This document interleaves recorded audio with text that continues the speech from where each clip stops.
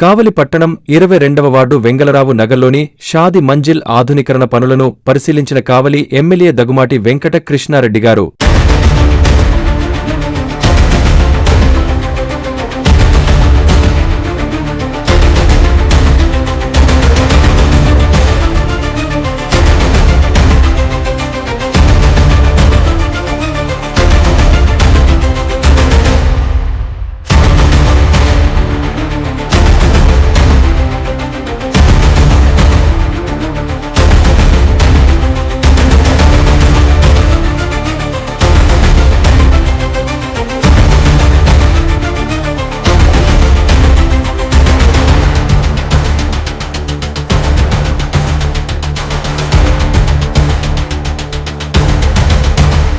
Updates కోసం వెంటనే మన డిఏఆర్ ఫోకస్ ఛానల్ ని సబ్స్క్రైబ్ చేయండి.